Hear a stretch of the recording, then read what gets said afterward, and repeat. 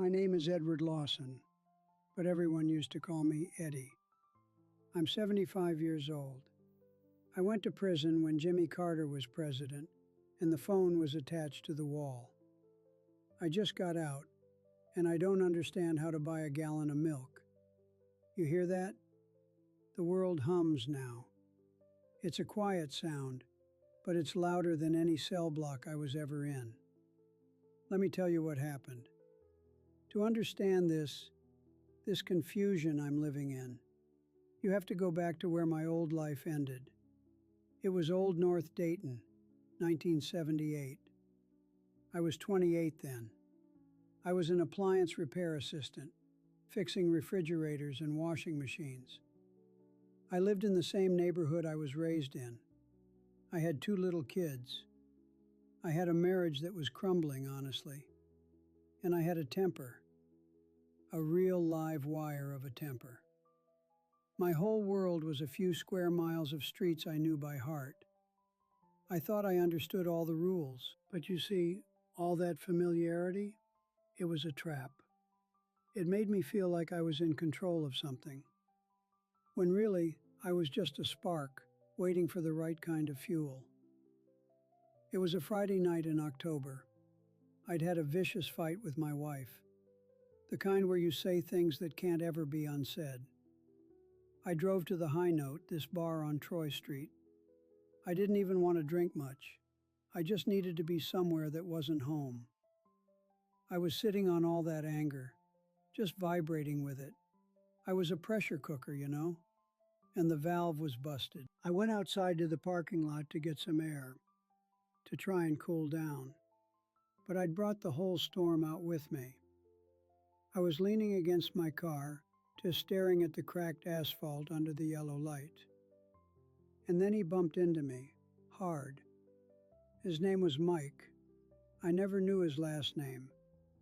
Beer sloshed out of his bottle and onto my shirt.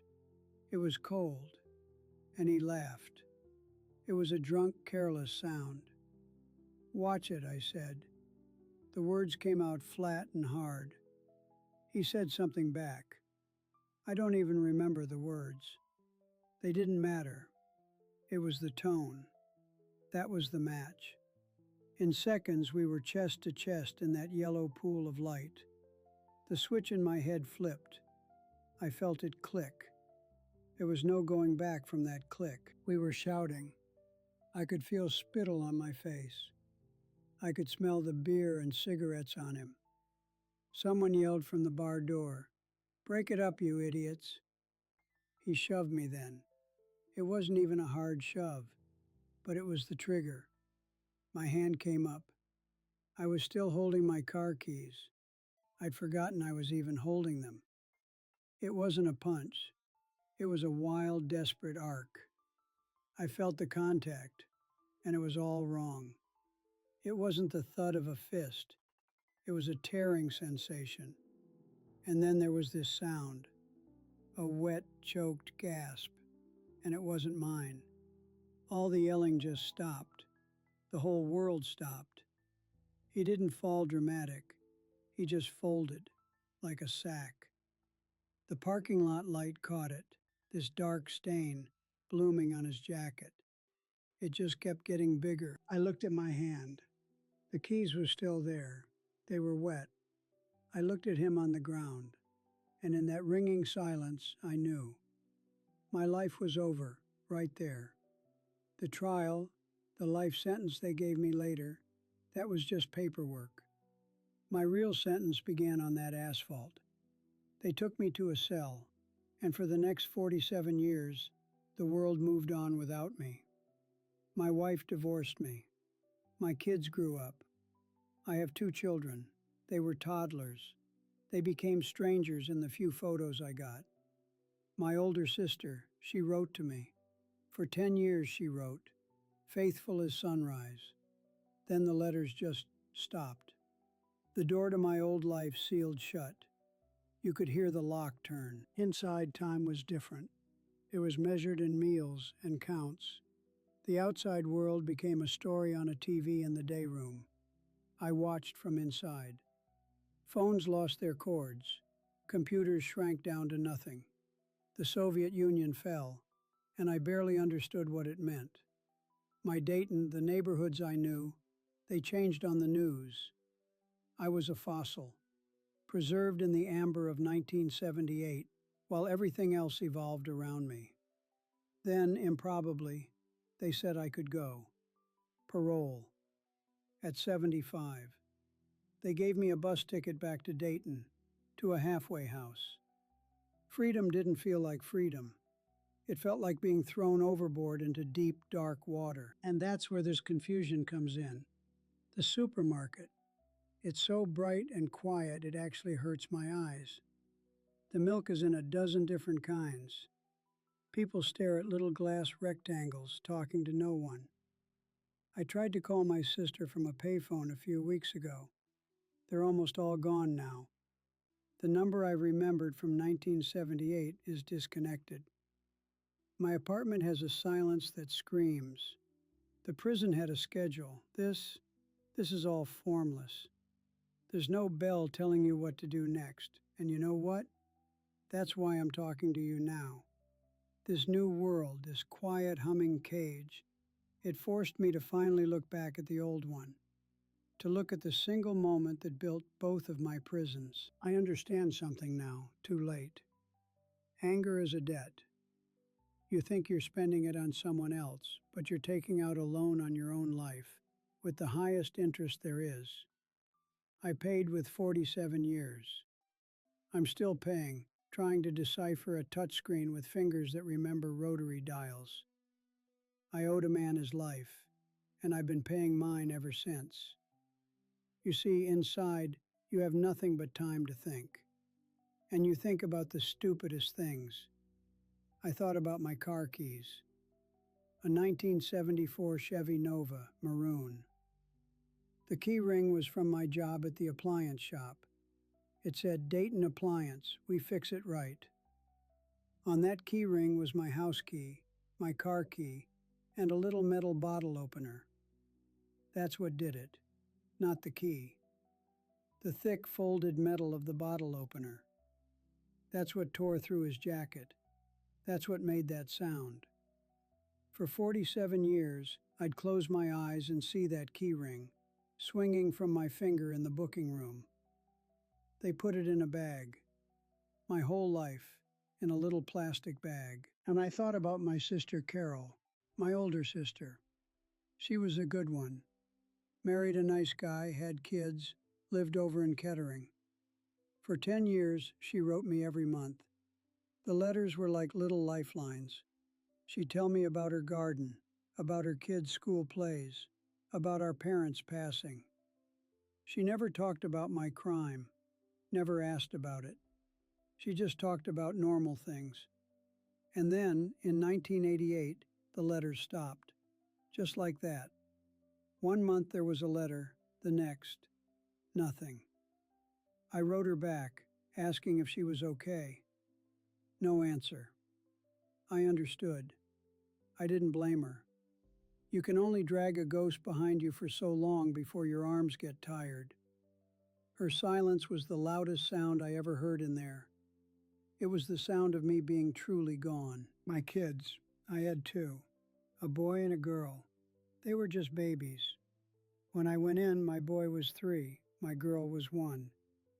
For a while, my wife, her name was Linda, she'd send pictures, school pictures, first grade, with missing teeth. My girl in a little dress. Then the pictures got fewer. Then they were teenagers in the photos, looking at the camera like they were looking at a stranger, because that's what I was. And they stopped. Linda moved on. She had to. She found a new husband, a guy who could be there. I heard through the grapevine other inmates getting news. I never tried to contact them after that. What was I going to say? "Hi, I'm the father who wasn't there. The one who took a life and left you to grow up in the shadow of it." No. Some debts you just have to carry. You don't get to ask for anything back. So inside, I became quiet. The temper that put me there, it just burned itself out.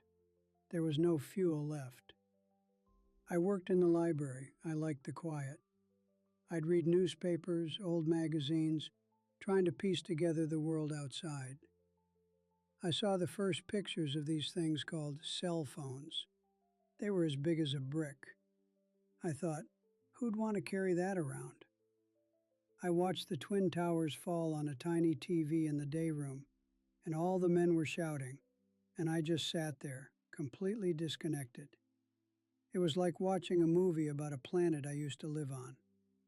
My planet was the one with the bars and the count times and the smell of industrial cleaner. And then they told me, parole hearing, at my age. I didn't even hope. Hope was a dangerous thing in there, but they said yes. Time served, just like that. They gave me a gray suit that didn't fit, a bus ticket, and $75. They put me on a bus to Dayton.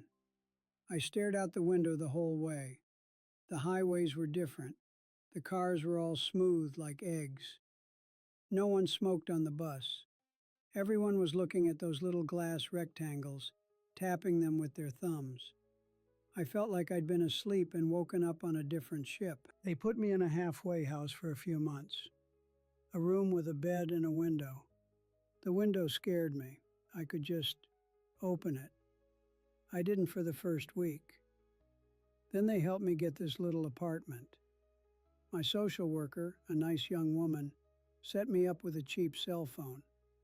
She showed me how to swipe the screen. My fingers felt thick and stupid. She said, "You can look up anything on here, Mr. Lawson, anything you want to know." I just held it. It felt cold and slick. What did I want to know? Where do you even start when you've missed half a century? So I started with the basics. Food. I walked to the supermarket. That's when the confusion really hit me. It was so clean, so bright. The doors slid open by themselves. I jumped the first time. I stood in the aisle looking at the milk. There was whole milk, 2%, 1%, skim, almond, soy, oat, lactose-free. I just stood there. My heart started beating hard. A simple thing, a gallon of milk. I couldn't do it. A young woman with a baby in her cart saw me standing there, frozen. She said, "You okay, sir?" I just shook my head and walked out. I left my empty basket right there in the dairy aisle. I walked back to my apartment and sat in the dark for 3 hours. That's the cage they don't tell you about, the cage of not belonging. In prison, I knew what I was. I was a number. I was a man who did a terrible thing. Here, I'm nothing. I'm a ghost trying to touch things. I'm a 75-year-old infant. The world speaks a language I don't know, and my dictionary is from 1978. The world speaks a language I don't know, and my dictionary is from 1978. And you know what the worst part is? The loneliness. In prison, you're never alone. There's always noise, always someone. Here in this apartment, the silence has a texture. It's thick. It presses on your ears. I tried to fill it. I turned on the little TV my social worker helped me get. But the shows, I don't understand the jokes. The commercials are for things that sound like science fiction. I just leave it on for the noise, for the voices, but it's like listening to static. So I started walking, just walking the streets of Dayton, my Dayton, or what's left of it. I found my way back to Old North Dayton. The house I grew up in, the one my parents owned, it's gone. A vacant lot now, just weeds and broken concrete. The High Note Bar, it's a laundromat. A bright, clean laundromat with big windows. I stood across the street and stared at it for an hour. The parking lot where it happened is now just 5 parking spaces for washing machines. People came and went, carrying baskets of clothes. No one looked at me. I was just another old man on the sidewalk. I kept walking. I found the appliance shop where I worked, Dayton Appliance. It's a cell phone store now. One of those places with the big signs. I stood there and I swear I could almost smell the ozone from the soldering iron, the grease from the motors. I could see old Mr. Henderson behind the counter, his glasses on his forehead. I was his assistant. I was good with my hands. I could fix anything. I had a future there, a trade. I stood there looking at this kid in the cell phone store, maybe 20 years old, explaining a data plan to some customer, and I thought, that should have been me. That was my life. It was right there, and I just handed it away. For what? For a spilled beer and a stupid argument with a stranger. That's when the weight of it really landed on me. Not in the courtroom, not in the cell. Right there on the sidewalk in front of a cell phone store. 47 years. I did the math in my head like I always do. That's 17,155 days, give or take. Every single one of them, a day I didn't get to live. A day my kids grew up. A day my sister lived her life. A day Mike didn't get it all. I thought I'd paid my debt. I served the time. But walking back to my apartment that day, I realized the debt never ends. You just keep paying in a different currency. Now I pay in confusion. I pay in this aching loneliness. I pay in the gut punch of seeing a world that has absolutely no place for me. I got back to my apartment and I just sat in my chair, the one chair I have, and I cried. I'm 75 years old, and I sat in a chair and sobbed like a child. For Mike, for his family, whoever they were. For my wife Linda, who had to rebuild a life from rubble. For my kids, who had to grow up with that shame. For my sister Carol, who carried me for 10 years until she couldn't carry me anymore. And yeah, for me. For the 28-year-old kid who was too stupid and too angry to just walk away. That was my breaking point, that afternoon. Sitting in that silent apartment, feeling more lost than I ever did behind bars. In prison, I knew the rules. I knew what I was. Out here, I'm nothing. I'm a ghost. And a ghost can't buy milk. A ghost can't call his sister. A ghost just drifts. But here's the thing that came to me later, after the crying stopped. It came in the quiet. I was a ghost because I'd let that 1 minute in 1978 define every minute that came after. For 47 years, I was the man who killed Mike in a parking lot. That was my entire identity. To the system, to the other inmates, to myself. And now that I'm out, I don't know how to be anything else. I've been carrying this single terrible moment for so long, it's fused to my bones. I think about Mike less as a person now, I never really knew him, and more as a symbol. He's the life I took. He's also the life I lost. We're tied together forever by 6 seconds of blind rage. His family lost a son, a brother, maybe a father. My family lost me. It's this awful tangled knot. And I'm sitting here in 2025, holding both ends of it, and I don't know how to untie it. I don't think you can. That's the realization, the one that hurts the most. There is no fixing this. There's no making it right. You can't give back 47 years. You can't bring a man back to life. All you can do is, what? Live with it? What does that even mean when you don't know how to live? So I started doing this, talking to this camera. My social worker said it might help to tell my story. At first I thought it was stupid. Who wants to listen to an old convict? But then I thought, maybe it's not for them.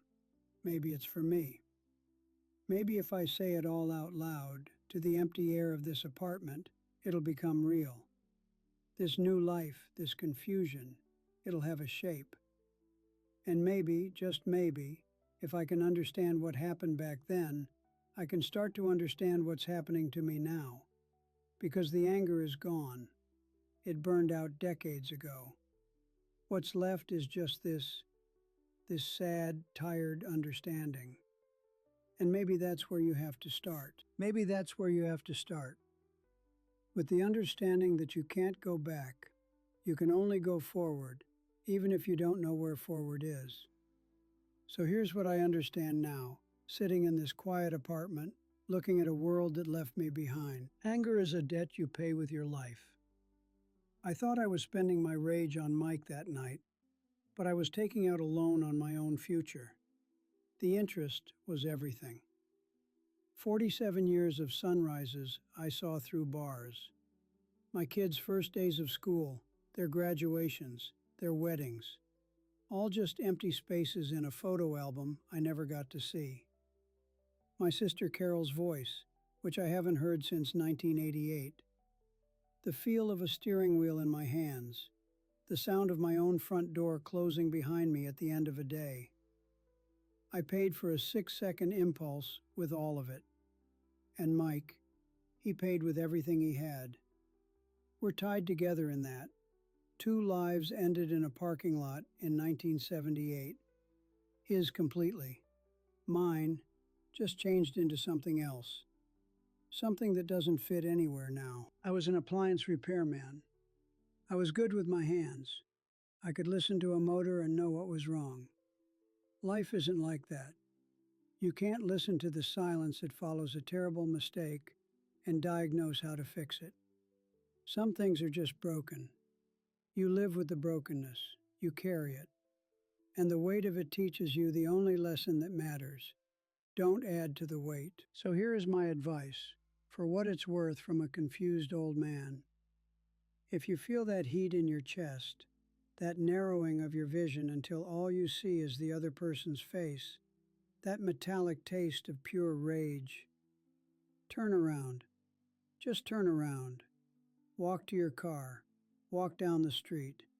Walk into the damn bar and order a water. Just move your feet. It is the most important thing you will ever do. The argument you're about to have is never about the spilled beer, or the rude comment, or the parking space. It's about the prison you're about to build for yourself. One brick of wounded pride at a time. Walking away isn't losing. It's the only winning move there is. It's choosing your life over your anger. I didn't choose. I let the anger choose for me. And it chose a life sentence. You still have time. Your next minute hasn't happened yet. Mine did, on a Friday night in October 1978. Don't let your minute be the one you spend the next 50 years replaying in your head, in a cell, or in a supermarket aisle so bright and foreign it feels like punishment. Protect your time. It's all you really have. It's the only currency that matters, and you can spend it so stupidly, so fast. I'm telling you this story because this channel, they let people like me share what we've learned the hard way. If this meant something to you, if it made you think, I'd appreciate it if you'd hit that subscribe button. Turn on the notifications.